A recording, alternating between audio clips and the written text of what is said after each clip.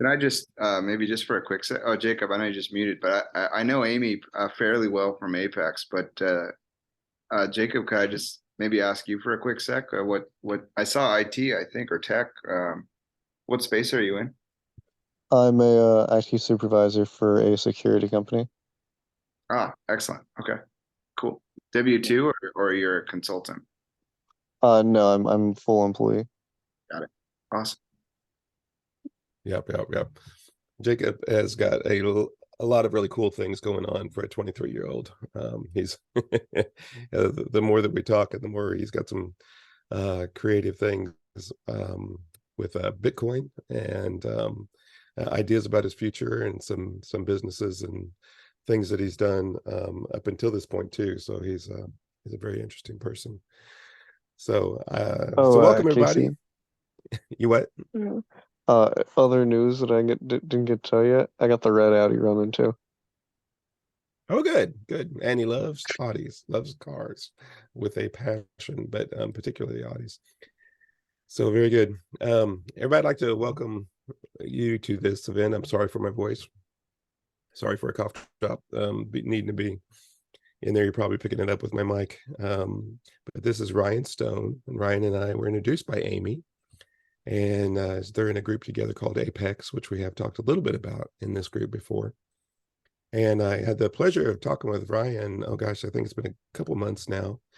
And he's a really interesting person. He was a school teacher that just really felt burdened by the people in his class, and this particularly the parents, and how they were kind of stuck in something that most of us can identify with, which was just kind of the rat trap, not really being able to find a way out, trading hours for dollars and living paycheck to paycheck. And so he correct me if I'm wrong about this, Ryan, but one of the first groups you started working with were the parents of the children in your classroom.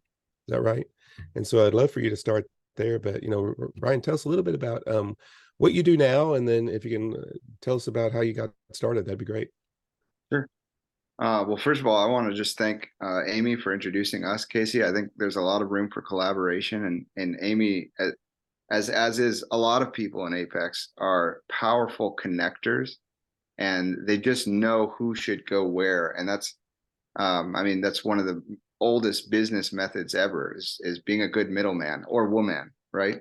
Is knowing where people should go to create value in spaces that were a void previously or lesser. So thank you both for creating this opportunity for me, and it's just an absolute honor to help anybody I possibly can. Just get one step ahead in life. So just going back to your question, I'm in the financial planning space. I help entrepreneurs keep more of the money that they make so they can do more of the things they want to do. I don't typical financial advisor. I'm not going to tell anybody to go put all your money in the market. I like to show entrepreneurs and dreamers how to invest into their dream first, as I think that's exponentially more powerful than putting your money into Apple or Nvidia or the S&P 500. So I think if your question was, how we kind of got started here, Yeah. like I said, like you said, Casey, I was a school teacher. I'd followed my mom's footsteps. After grad school, I became a teacher. I was teaching in some private schools in San Francisco that were very, very expensive. And I realized that those kids were going to be fine whether I was there or not. And so I actually ended up moving across the bay to Oakland, California, which is a completely different story. And I ended up working at a Title I school, a lot of Section 8 housing, 99% African American, free lunch programs. It was a very troubling school, like a lot of trauma. But I ended up working there for about 8 years because I just fell in love with the families there. I fell in love with the kids, and I fell in love with actually felt like making a difference there, right? I had a lot of leeway in what I could teach. And then around 2017, my mother, who had at this point taught for close to 30 years, she started going to retirement meetings. So in California, there's a pension for teachers. It's called CalSTRS. And she was going to meetings for CalSTRS. And I kind of went along with her to those meetings really for two reasons. The first one being I wanted to make sure my mom was going to be okay. But really more selfishly, I wanted to make sure I was going to be okay if I followed down the same path that she had done.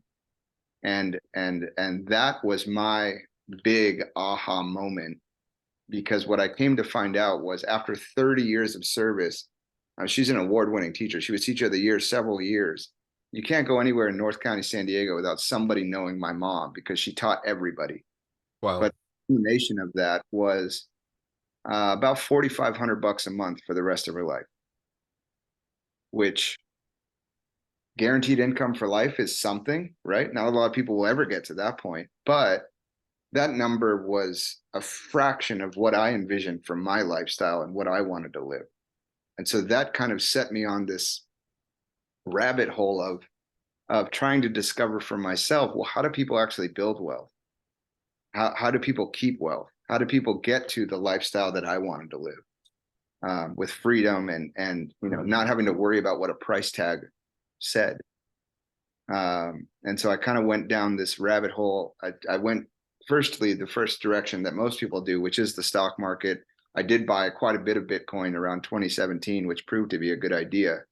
But what I realized there was stocks are great and they build wealth long term, but they don't really put food on the table today, because you keep reinvesting to create a bigger principal, which also subsequently creates a bigger tax bill. So I kept digging, and that's when I really caught on to, I got taken under the wing of a mentor who was absolutely instrumental. And he showed me a lot of other methods of how to invest in yourself, how to invest in the cash flowing assets. But as you said, Casey, initially, the people who I could start to teach that to really was first my mom. We wanted to get her into a position where she could actually retire with a little bit more grace and flexibility, which we did. We retired my mom in 2020, and right now she is getting 3 times the amount that she was going to get from the state pension. Wow, that's amazing. When you said 4,500, I'm like, in Georgia, they get about, my wife's a teacher, get about a third of that. So some of it is regional. You guys got to translate into California money is a very different, very different thing there. So was that Brock, who's the son of Trent Fortner, that? Now he was he benefited from connection with Robert Kiyosaki, right? Who's the very first book in the required reading of this program is Rich Dad Poor Dad by Robert Kiyosaki. So it's almost like we've got an interesting connection to our grandfather in this program. It's not coincidental in the slightest. I mean, maybe the connection, but what Kiyosaki is teaching in that book is it's not novel, it's not new, but it does go against the mainstream paradigm of let's build one big pile of money and hopefully it's enough, right? His methodology is, hey, instead of one big pile, why don't we create multiple rivers of income that never stop? And that's a tale of all the time, as old as time. The problem with that is, in today's world, it's very easy to get shiny object syndrome and do so ahead of basic principles that should be established first off. And Kiyosaki mentions that, but I think people glaze right over that. And they're like, I want the Lambos and I want the cash flow and I want the real estate, without doing the grunt work that you should be doing first. That's a very interesting balance. I know that I have a friend and he's always just been the dreamer type, and we kind of worked together for almost 2 decades. But he would pop into my office and say, "Hey, I have this idea," and I'm like, "Yeah. You want to partner with me?" And I'd say, "I don't think so," but because next week it'd be another idea, so it'd just be get it again. And I'm like, I've even reflected to him. I said, "Dude, if you would have stuck with one of those ideas 10 years, 15 years ago, think about where you would be today." That is huge, Casey, what you just said, because if you read that book and you read other, like Millionaire Next Door, yes, you should have multiple. Also on the list, by the way.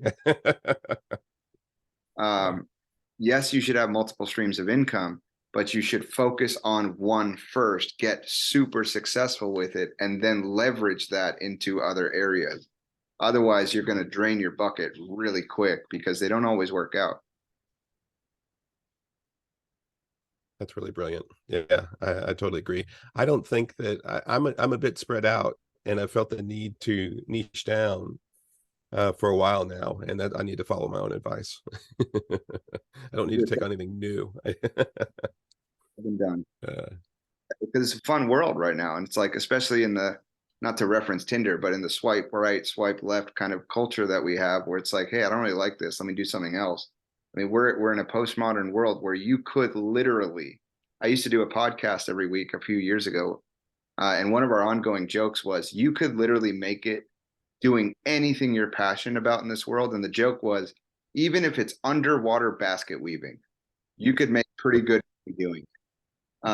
But you got to stick with it. You got to stick with it until you build a community and actual monetization from it. a really big deal. Yeah, I like that. You'd mentioned some of the principles. Any of those come to mind? Like, you kind of know our core audience here that are trying to get out of the rat race. What are some I guess maybe some of the early starting steps or recommendations that you have for us? I have 5. And that's the thing about principles is they apply to everybody, but in different applications. So there's principles that I teach to all of my clients that I try my hardest to embody in my own life too. And they're pretty simple, and I can list them out for you. We can go deeper into context if you like, but I'll stay brief. The first principle is maximum protection in all areas. The reason why this is first is because you don't get any do-overs on this one. And Casey, this might get real for you. I'm not calling you out, but you can call me out. Something like if you hit by a hurricane, yeah. that's not the time to call USAA and say, hey, can I get full replacement value? Like that's not. So you don't get any do-overs on insurance. However, there's efficient ways to start. If you're not making a lot of money yet, you don't have a lot of dependents yet, there's still, you got to protect yourself one way or another. So we look at efficient ways to have maximum protection. Once we have that in place, the second principle is, do we have a discretionary budget? And the true principle is the goal is, can you put away 15% of every dollar that you make for future wealth building?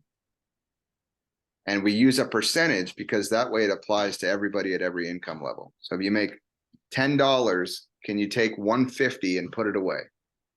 15 cents of every dollar. Now, where we put that money is a separate conversation. But do we have the ability to even do that? And if we can't, then start at 5, start at 10. And once you got 15, go to 20, go to 25. So that's principle 2. Principle 3 is income storage. This is where I let clients kind of choose where they want to be. There's some flexibility, but you want to have at least 2 to 12 months of your income stored, liquid, accessible, and not at risk.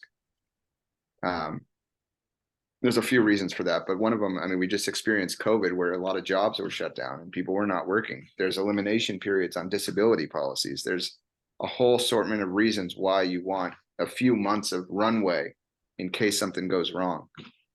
Fourth principle has to do with asset protection and longevity. And the true principle is 1-to-1 full replacement of your assets at death. And if you have a permanent death benefit in place that is in a 1-to-1 ratio with all of your assets, what that allows you to do, if you want to pass on a legacy to, you talk about generational wealth, if that is truly your goal, having that 1-to-1 death benefit allows you to spend all of your assets, spend all of your investments over the course of your life, knowing full well that the day you walk out, it's all getting replaced. And the best type of dollar to pass on to generation after you is an insurance dollar, because you can get it for pennies, right? So that's the fourth one.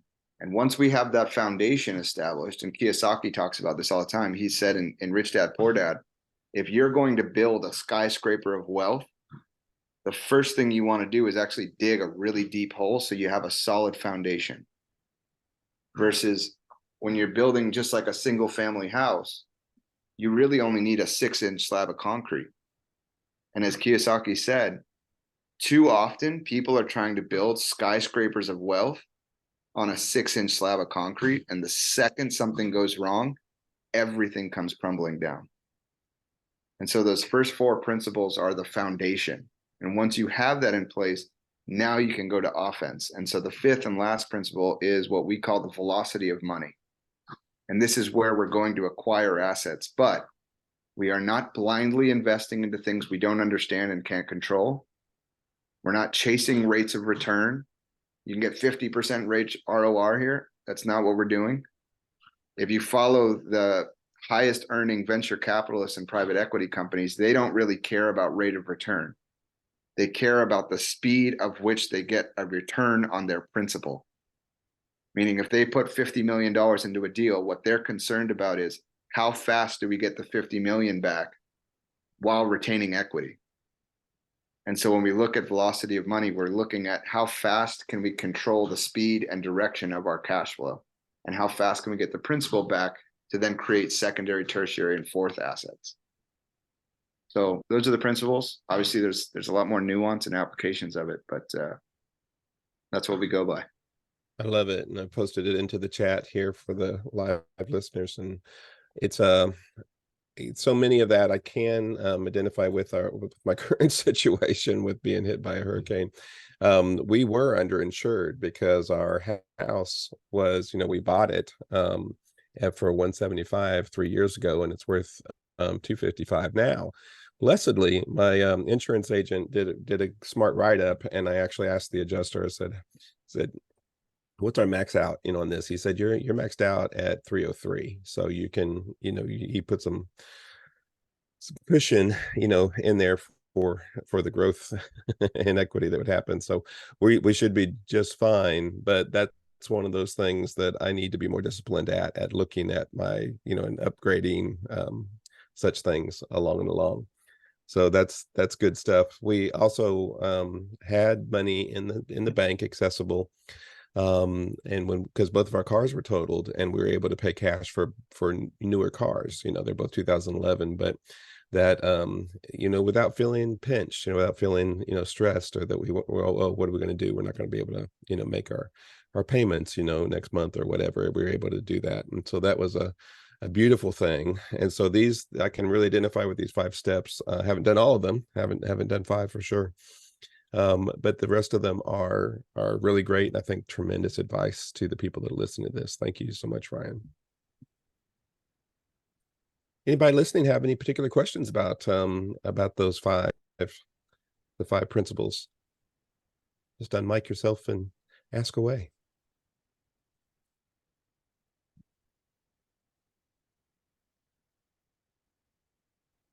We'll just wait until you do. Just kidding.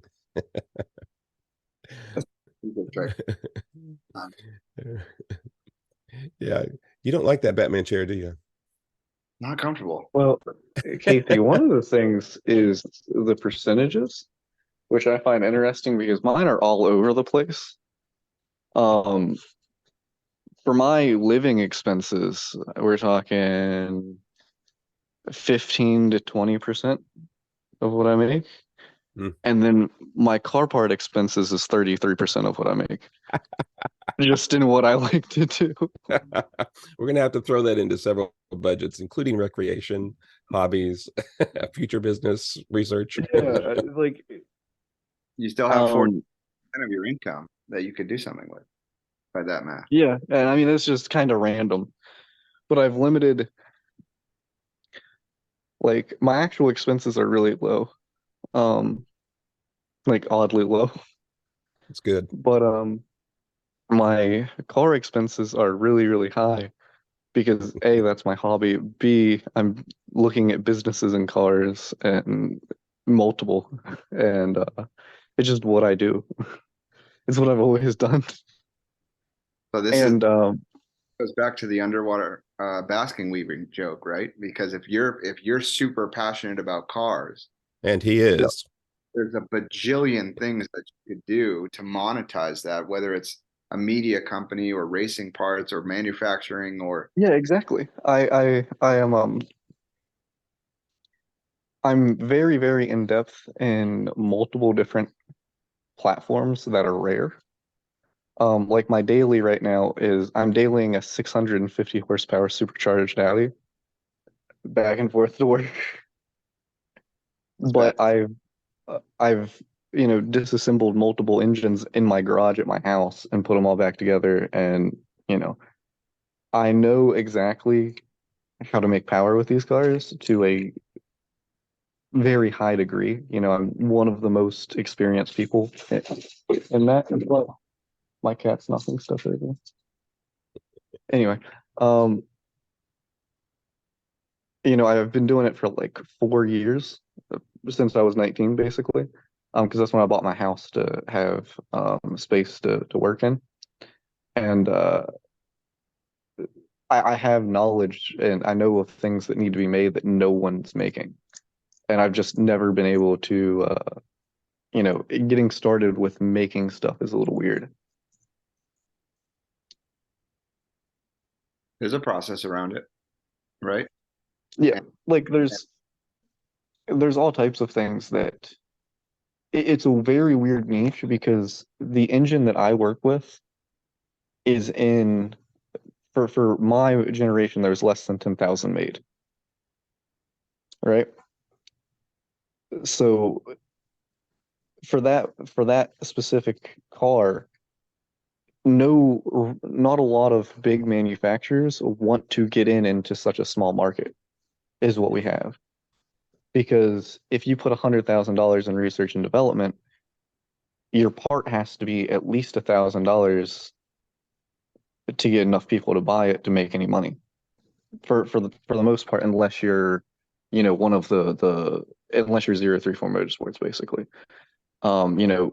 We have just a couple people that offer anything for the car because research and development costs, and then you actually have to market it at a higher price because you have such a low margin of people to buy. That's what I was going to say.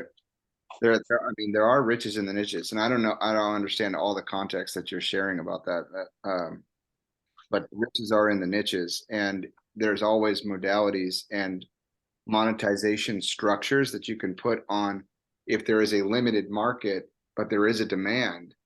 One things you could look at is kind of not the drop shipping model, but sort of like the manufacturer made to order type model, which you can charge a much higher premium for because it's made to order, it's custom, right? And there's certainly a market for that.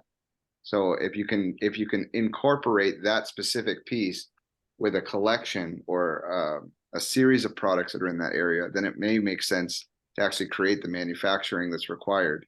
But you just there's a huge demand. It's just Hmm. nobody is investing into it is the problem that I see. One guy did come out. He spent 3 years working on a supercharger for the car, an upgrade of one. It took him 3 years, and he charges $10,000 a unit. And his pre-order went to, I think, 400 and some units. Wow. So what, roughly 500,000, just under. But 3 years of research and development into it. Multiple different 3D scans, stuff like that. Well, from what you've shared with me in the past, is the Audi folks are very passionate about that. Yes. And so I think it's a really great niche, for you to be in. So that's really cool. And Ryan, go ahead. Oh, well, you're good, Casey. I was going to ask Ryan, if the 5 principles are so good, I was wondering if maybe you had a memorable story of helping somebody that you walked them through those 5 stories. I'm sorry, those 5 principles, and then it would put a little, I don't know, flesh on it for us so we can imagine what that would be like in our own lives. Yeah. I think one of the cool, well, yeah, there's a lot of client stories. One really cool one was a young couple. If I did my math right, Jacob, he was around your age. His wife's name is Stephanie. They live in Des Moines, Iowa, or just outside Des Moines. They were referred to me by another client who's a wholesaler. She gets locked into contracts in Iowa for properties that really don't sell on the market, and then she finds buyers for them, and she takes a difference. She takes a fee. she referred to me. She said, Ryan, there's this young couple at the church, and they could really use some help. And so we kind of looked into what they were doing. Gage was doing some odd jobs here and there, kind of like a handyman of sorts. And Stephanie, with two kids, older kids, 9 and 11, Stephanie was getting up at 3:30 a.m. to go work at the Foster Farms meat factory. And she was getting sick often from inhaling all the kinds of things that you could expect are at a chicken factory. And I worked with them for several months developing these principles, which was very hard. They did not have the kinds of percentages that you do, Jacob. Those that kind of discretionary. There's what they had a tight budget. But this goes back to, you know, being able to, I'll say it this way. I truly believe every single one of us have these diamonds of potential that we've been farming in our own backyards. And it just takes someone to look at it at a different angle and show them, dude, you have these diamonds. And so what we did was we found out that Gage was only a few credits away from actually being able to get his license as a general contractor, which I helped him go through those methods. We helped him set up an LLC. We helped him get insured as a contractor. And then I even built an easy opt-in website for him. And we started marketing organically in Facebook groups in Iowa. And now here he is about a year later. We actually did I buy and sell real estate in Iowa, and we used him as a contractor in some of our first flips there. And now he has a thriving, he does probably around 20 to 30,000 a month in revenue. Stephanie doesn't work in a factory anymore. She's working in the business, helping with paperwork and you know, making sure client stuff gets done on schedule. And they control their time now, and they're young kids. So that was probably one of the most, that was super, super cool. It was one of the most rewarding client stories, and we're nowhere near done, right? Now the principles still apply, but there's different applications of them. So that was a very cool one. That's a pretty brilliant area to get into as well. One thing that I don't think really gets talked enough about is getting into an area that isn't competing with homeowners, in the sense of like, oh, well, you know, let's say you wanted to start a pressure washing company where you're pressure washing driveways. In that sense, you're kind of competing with the homeowner that can go out and get $100 pressure washer and do a 65 to 70% as good of a job. Whereas if you're doing, you know, general contracting or something a little bit more intensive, the competition of the actual person who lives there is a lot lower, because not a lot of people are skilled enough to do their normal jobs, their normal, you know, 8 to 4, you know, and then go home and tear their house apart. And a lot of people don't have the motivation for that or the skill set for that. So you need to get into an area that is highly skilled enough where you're not competing against yourself, basically. I kind of feel like you're talking about me right there. No, I'm not talking about you, Casey. Believe me, I am looking for a general contractor right now, and they are all super busy with the thousands of homes in Valdosta that have trees in the middle of them. That's great. That's great. There's one piece I'll respond to with that, Jacob, is and I don't mean this in a disrespectful way, because everybody has them, but the limiting belief there is, and I think you touched on it, but the limiting belief that is there is not all homeowners know how to do that or willing to do that. And also, there's a lot of homeowners that value their time much more than the $125 they'd save by doing their own pressure washing. So the good example there is the lawnmower example, right? Yeah. If you could pay a kid to 35 to 50 bucks to mow your lawn, and it takes an hour and a half, that makes sense if you could spend that hour and a half to make more than the $35. Yes. And a majority of the country will do that. Some of them won't, some of them will. Your market is the ones that won't. And that exists across multiple niches, of course. Yeah, very true. Very good. So back when you were working with the parents of your students and stuff, right? So how did they? I would imagine you had some form of the five principles in place back then. And what did it take to kind of? I would imagine when you said, "Hey, I want you to save 15% of your income. I want you to save up 2 to 12 months of income into the bank and stuff," that didn't land well, the first time they heard it. How did you how'd you sell them on some of these principles? Start where you can. Sorry. Start where you can. Start where you can. So talking about maximum protection, there's amazing ways that you can become very efficient and coordinate your insurances together.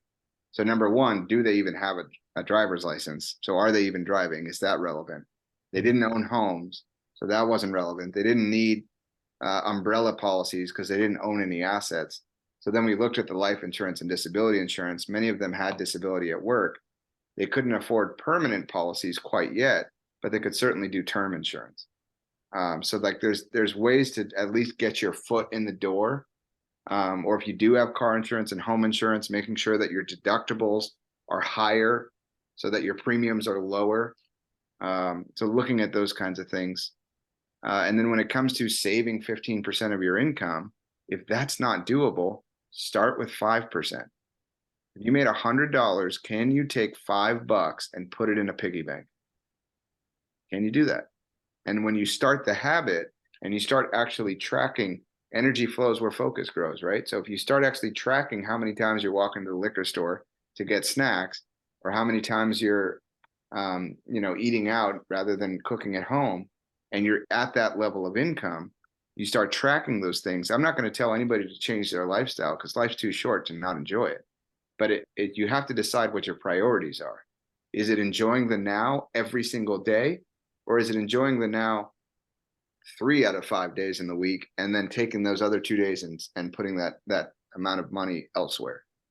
And so it's where every single client I sit with, the plan is determined by their priorities and their goals.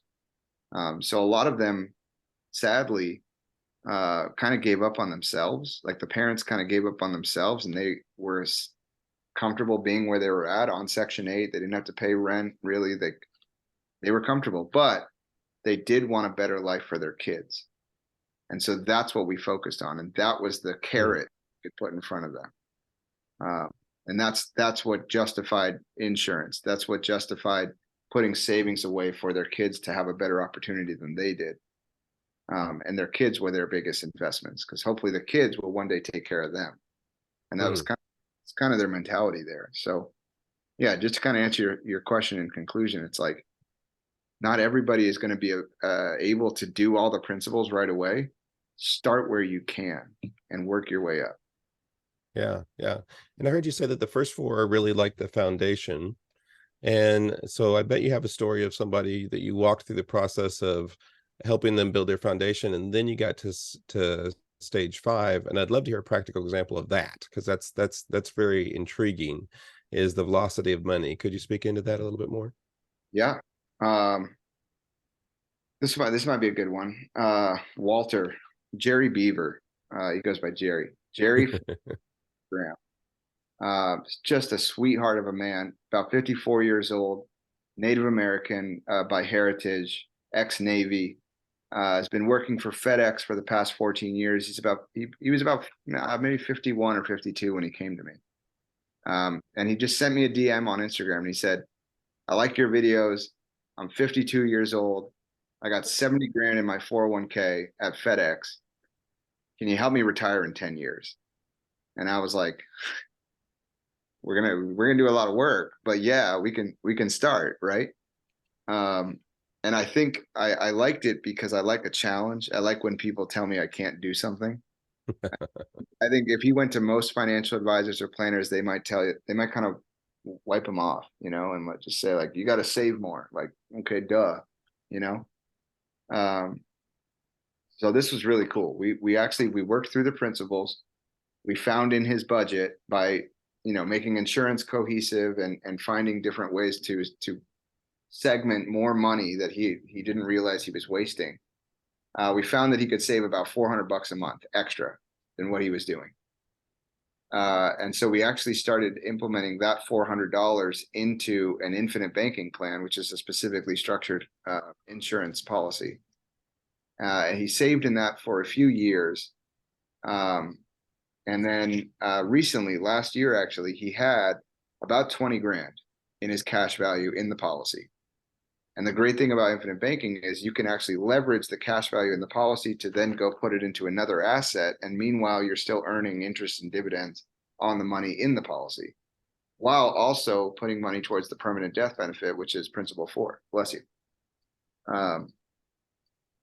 He put the $20,000 into a real estate deal as a private investor. And it came out to, I don't remember the exact numbers, but it came out to the $20,000 was going to pay him around $400 a month. Amy, I'll address that in a sec. That's a whole paragraph I'm going to give you an answer on. So he took the $20,000 as a loan from the insurance policy and then went to place it in the real estate deal. Meanwhile, it's earning 4 or 5% tax-free in the policy, and it's earning around 40% interest tax-free because he takes part of the depreciation from the real estate. And now he went from his saving budget from $400 to now $800 a month. Wow. And he's going to recoup that policy loan, his net cash value, and he's going to do it again in a few years, and he'll do it again in a few years. And then ultimately what the plan is hopefully by 62 or 63, we have a good chunk of money, in which case I'm going to help build him a personal pension plan, which if we'll take a chunk of that and continue with the real estate cycle, take another chunk of it and create a guaranteed income for the rest of his life. We'll wipe long-term care off the table with that, with a rider. And I will easily replace his FedEx income by probably 62, 63. We'll have more work to do because that's not enough to retire on. We need to take inflation into part, but he'll be done working. So it's pretty cool. Very cool. Very, very cool. Let me address Amy's question because it's a really common misconception in the insurance world. For the infinite banking concept, it's a concept. It's a strategy. Product is secondary to the structure of the product. And stop me if I'm speaking Chinese. I talk about this all day long, but you can use whole life or index universal life to practice infinite banking, but there's just different variables that you have to take into play. And in either case, the policies have to be structured correctly. It's actually the same structure. And what I mean by structure is you need to first of all, it needs to be a mutual insurance company. So there's no stockholders so that you're receiving interest or the dividends and the whole life. IUL is a different breed. It should be mutual, but it doesn't have to be. Mutual meaning you take part in the profits of the insurance company, not the stockholders. There are no stockholders of a mutual company. So you can use whole life or IUL, but they have to be structured correctly, meaning the death benefit has to be minimized as low as possible based on the premium you want to be putting into it. And when you do that, what you do is you wipe out the commissions for the agent, basically. You lower the insurance cost and you create instant liquidity. So if you put $10,000 into an IBC policy, based, depending on your age and your health, you should see anywhere between $7,500 and $9,000 in cash value right away. And that's not to say that an all base policy where you don't have cash value in the first few years, that's not bad, but that's not the kind you want for infinite banking, because the point of infinite banking is velocity of money. We're making our dollars do multiple things at once. It's buying a permanent death benefit. It's buying your disability protection. It's getting a basic savings rate, and it's safe and guaranteed. Meanwhile, I'm going to take a loan out and go put it into something that I'm going to make far more money doing so, right? Insurance is not a replacement of investing. It's just a complement to. So hopefully that gave you some context on that, Amy. Hey, I understand. Sorry. So which type of policy is that you're referring to, Ryan? I sell and own both. Both. Yeah, I own both. You just have to be aware that here's the easiest way to say it. Whole life, participating whole life from a mutual company, it's like a shoebox that sits in your closet. You put money into it every month or year if you want to just do annually. And then you're going to get a guaranteed interest rate and a non-guaranteed dividend pretty much every year. And that shoebox is just going to grow every single year. And eventually the box will be full and you're done putting money into it. And it's just going to keep growing by itself. It can be paid up, as they say. An IUL is not like a box. It's more like a cup of water. And you're going to be putting water into the cup every year. And the insurance company, if the index performs, and if you know stocks, we can go into the weeds of how the index credits you money. But that's going to go in every year if the index performs. The problem with IULs is there's also a little hole in the bottom of the cup. And that hole gets bigger every single year. And that hole is the insurance charges. So to say it plainly, with whole life, your premium, death benefit, and interest are guaranteed. With IULs, none of those things are guaranteed.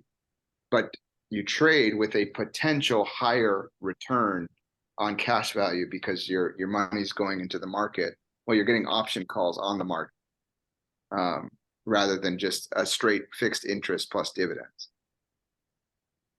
I can draw it out too. Sometimes it helps when I draw it out, but IULs just have more variables that need to be managed. Whereas whole life is, I mean, it's tried and true. It's been around for hundreds of years. Which do you do more of? Whole life. Okay. Mainly because a lot of my clients right now, or at least for the past 3 years or so, have been real estate investors or private equity guys. So they're buying and selling businesses. So they're already dealing with a lot of variable investments. They want their banking structure to be solid, something that they can rely on. And Less risk. they fluctuate, right? Again, it's the insurance is not a replacement of investing. But if you're going to be investing from your policy, then it's really up to your risk tolerance. If you're okay with a little bit of fluctuations, IULs could be a great choice. They have some benefits whole life don't. But if you want something that is going to be solid and be there for you no matter what, then you should probably go with participating whole life. So can you load a whole life policy like you can an IUL? Exact same. Okay. The IRS corridor that controls how much you can put into a policy relative to the death benefit on it applies to both types of products. Okay. Sounds like somebody told you otherwise. Well, no. There has been someone who has been pushing IUL to me, and so I actually had a conversation with John DeGroff from the group, and of course he is big on whole life policies, and I've had a conversation with him probably a year or two ago. But the most recent conversation, he said they were at, I guess, like some sort of insurance conference, and there was only one, I guess, like representative there that had an old IUL policy. Like that was all that was that person had. And it was like a very expensive policy. And he said it like the rate per month, I think he said, went up to like $30,000 a month. But again, he said it was like, I think, a $2 million policy or something like that. I don't know if that's like a good structure or not, or the goal of the policy. It could be fine. So here's the main issue you want to watch out with IULs is whole life. You don't need to front load. You don't need to max fund, and they will exist for the rest of your life. Period. The end. IULs should always be max funded, minimum death benefit, maximum premium relative to the death benefit, because of the way that we're really going into the weeds here, by the way, because the way that the insurance costs are structured in an IUL are different than whole life. Whole life insurance charges are much like a mortgage, where you're paying off the interest first and then your principal, right? So your equity grows pretty quickly, mortgage, right? In IULs, the insurance costs are priced based on if you bought annual renewable term insurance, which goes up, starts off really small, but then goes up every single year for the rest of your life. So if you do not structure an IUL properly, what ends up happening is, and if the index does not perform as illustrated, which it will never do, because the illustration is showing you 6.5% year after year after year after year, it's never going to be like that. It's going to be like 8% and then 12% and then 3% and then 0% and then 4%, right? If the index doesn't perform and it's not funded correctly, eventually when we get older and a little bit sicker, that's typically when those insurance costs start dramatically going up. And if the index doesn't perform, those costs start eating into the cash value. And if the cash value drops below a certain threshold and you don't have protections on it, the policy could lapse, or you have to start dumping in way more premium than you were used to. Those are you got to consider. Yeah. When looking at an IUL. That being said, I own one. I have sold them, but I'm very clear with clients that there's a lot more variables to it than you may have heard on TikTok. Yeah. They're sexy. They're the popular thing. When new agents come into the business, that's what's being pushed right now. And unfortunately, too many of them don't really understand the brevity of not structuring them right. Yeah. Okay. Listen, Thank if I can't get my advice in a 30-second video, then I mean, I don't want it. Yeah. You shouldn't have it then. Yeah. Yeah. You can't. Okay. Thanks. I appreciate you kind of, sorry to get you down in the weeds, but just This is what I teach. I actually teach in a program for other agents and advisors, and that's exactly what I teach. So yeah. That's very cool. I think dipping down in the weeds is good because it also shows the listener, the watcher of this video, that this stuff can get really complicated, and that's okay, right? But like Ryan has continued to say is start where you can, right? With your knowledge, and you probably are going to need some advice beyond a TikTok video at some point in the future. So that's where Ryan comes into play. So maybe an effort to get us out of the weeds a little bit. I feel strangely connected to you, Ryan, or this group through you to Trent and Brock, Fortner, and maybe to Robert Kiyosaki. I was wondering if there's any specific advice maybe that you have or wisdom that kind of settled in deep with you for your connection to the Fortners that you'd like to share with us.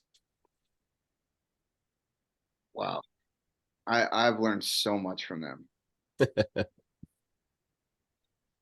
Maybe Think about your early years, since this crew is not at your level, right? What would be what's something that might be practical that we could implement in the next year, having started at ground zero? I was going to give you a different answer, and it's something you could start at ground zero, but it's something you stop doing. And you may have noticed my brand is the Prosperity Professor. Most people who knew me as a teacher. And I think this is the way I like to talk about this. When the way that we're born and raised, whether it's from your parents or teachers or peers or neighbors or just social media in general, we can all too often put ourselves into little glass boxes where, hey, this is who I am and this is what I'll be. But that is completely false. And what I found was, and I keep finding it, there is always a bigger room than the one that you're in. And so if you can break through that glass ceiling that's limiting where you're at right now and continue to be curious and continue to study and continue to go into the weeds on things and watch YouTube videos and binge on books, you will continue to get into bigger and bigger rooms and understand bigger and bigger things, not only about money, but also about life. So, you know, when I got into finance, I was in a very limited box. They were pushing IULs big time. And that's when I found Brock and learned about whole life and learned about truly leveraging cash flow. And so then I got into the real estate world. And when I got into the real estate world, I learned about debt products that you don't find at your average bank. And when I got those debt products, that's what led me to private equity rooms. And I've been in rooms with people with multiple billions of dollars. And here I am, just the lowly old teacher guy, you know. But because I was constantly learning, I was able to connect with multiple people at different levels of the economic totem pole. And it becomes very effective. So if there's any piece of advice, it's what everyone on this call is doing right now, is connecting with people with like philosophies and continuing to grow with them and continuing your own studies of what you're passionate about.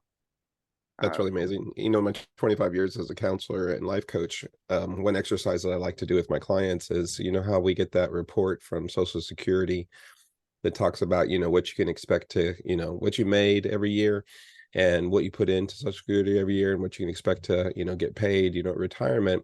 And so it's a really nice one-page synopsis of our income, you know, since we were 18 years old. And so what I ideally like to do is sit down with them, and I don't do it for financial, I'm not a financial advisor, but just looking at their income and just saying, okay, what I've noticed that you come really close to making over $50,000, but you never quite make it, you know? And they're like, yeah, they start telling me stories, you know. I had this great job, man. I was going to make $100,000 this year. 6 months into the year, I got sick. This happened. Something exploded, you know, and stuff. And I work with people a lot with subconscious sabotage, you know, in ways that we sabotage ourselves, you know, get outside of our comfort zone. And a sheet like that, you know, I don't think that money is the most important thing in the world, but it's a really good numerical tracker. You know, you can just kind of see, you know, it's one of those dials that we can turn, you know, in our life and kind of see, you know, what's going on there. And so it's a great indicator whenever we have that glass ceiling. You know, if your glass ceiling is 50,000, you know, I got to stay under 50,000. That's outside of my comfort zone, you know, to make more than 50,000. And then on some rare occasions, I'm able to do that exercise with people that have broken through their glass ceiling. And you just see you know, I mean, if you were to graph it, it was just like a steady climb like this, and then you know, jet upward, you know. And I said, what happened here? You know, what happened in 2018? And I always get the same story. Oh, well, that's when I met Bob, and he introduced me to Tim. And, you know, and it's the people, like you had begun talking about, you know, your network is your net worth, that got me into a different paradigm of thinking. You know, just being around them shifted me out of some scarcity mindset and into some abundant mindset and a bunch of other mindsets too, and allowed me to see a very different world. So I think that's kind of fascinating. That's fabulous. I'll give you one metaphor that I learned from, this was one of my real estate mentors he's got about $40 million in real estate. And he always said, I don't know if I can cuss on here. I'm going to say one word, but the way he said it, do it. He said, you know, real estate, and this could be applied to the glass ceiling. The glass ceiling is like an olive jar. The first one's kind of a bitch, but after you get the first one out, it all comes flowing. So I'm back to fermentation again, but it's pickling now. I feel like we've come full circle, and we have been going for about an hour now. I do want to respect your time, Ryan, because you said you could give us an hour, and I really appreciate it. Anybody have any questions specific to Ryan, or anything else, Ryan, that you'd like to share before we end this? Well, I was going to say, these are those type of insurance policies that you put money in and then you can withdraw the money in a loan to yourself, right? Yeah, that's what we were talking about earlier. Yeah. Yeah. Okay. Because that's what I thought we were talking about, but I'm not a big insurance person, as Casey well knows. Rarely are 23-year-olds thinking about such things as they should be, right?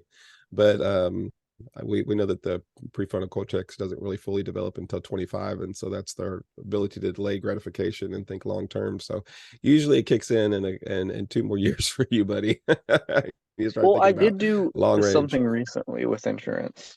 Oh, But it's car insurance, so I don't know how of course. He's well obsessed. that translates over.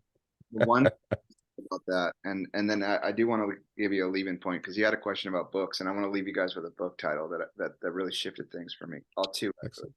So the last thing I'll say about insurance, and I'm going to get off my soapbox, is if it is your goal to truly build wealth, either for yourself or generations to come, whether you're 23, 30s, 40s, 50s, if you still can, get your foot in the door. You don't have to buy the big whole life. You don't have to buy IULs, but there is a problem with insurance, and that is it's a club. And you get into the club not only with your wealth, but your health. And there's a day that will come for every single one of us on this call where we're going to cross a line. And at that point, it doesn't matter how much money you have, you can't buy any insurance.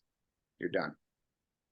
So one of the things that we'll look at, either for people who are on the fence about how much they want to fund into a large banking policy, or they just want to create generational wealth or some protection, income protection for their family, the best thing you could do is just get a convertible term policy at a company you would actually want to convert to permanent.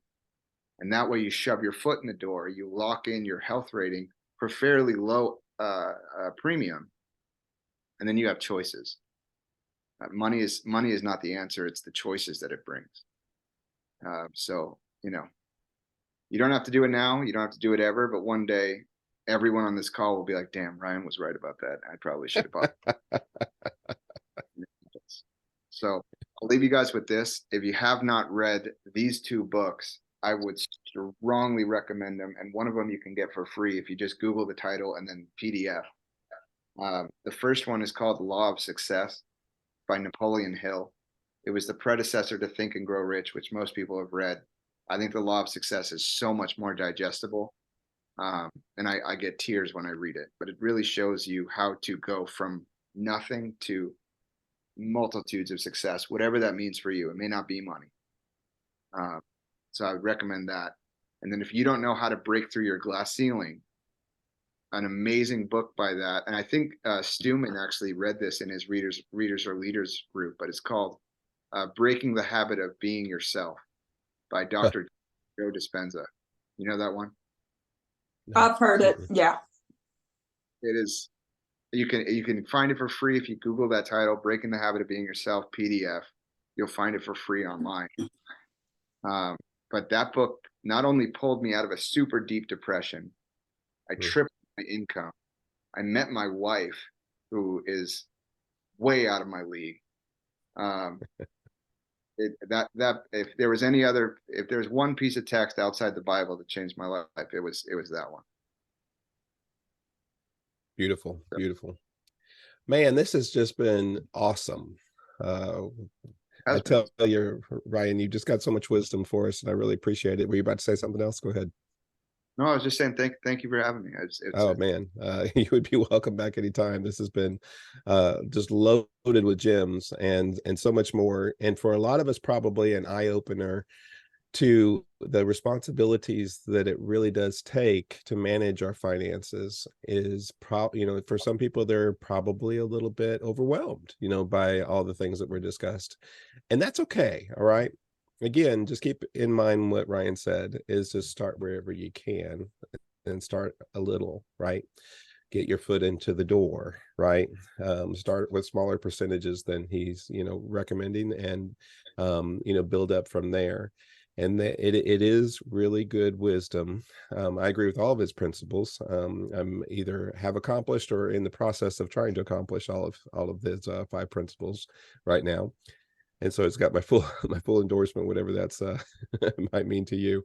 But excellent stuff. So Ryan, we just want to thank you so much for coming on tonight. Sure. If anybody here or anybody watching this needs any help, I do not charge fees. I'm happy to teach. It's my passion. So you can find me, The Prosperity Professor, on literally any social media platform. Uh, and just if you're thinking about doing something financially or you need a little bit of help figuring out the weeds, if you will, I'm happy to answer questions. So no pressure at all. Okay, Very good. Ryan. Yes, ma'am. Thanks for connecting with Casey and coming into the group and just being here to share your wisdom and add value into his space and what he's trying to do. So very grateful for you for answering that call in the Apex group when I put that out. But also I probably will connect with you outside of this just to chat more. No problem. Yeah, of course, I'm here. But yeah, and on that note, Amy, thank you for connecting me with Casey. And Casey, you deserve a huge thanks for what you're doing, man. Because I know this is I'm only seeing the tip of the iceberg. But you're doing a lot of groundwork for people that really need it. Because we all do. We all need a coach, a leader. We all need someone that's going to be like, dude, you can do it. And I resonate with that massively. So cheers to all of you guys. Enjoy whatever beverage you enjoy, whether it's kombucha or water. Or other fermented, maybe olive juice. I don't know. Thanks again, Ryan. Thank you for the compliments. Appreciate it. All right, guys. Have a good evening. Good night. Later, y'all. Bye, Casey. Good night.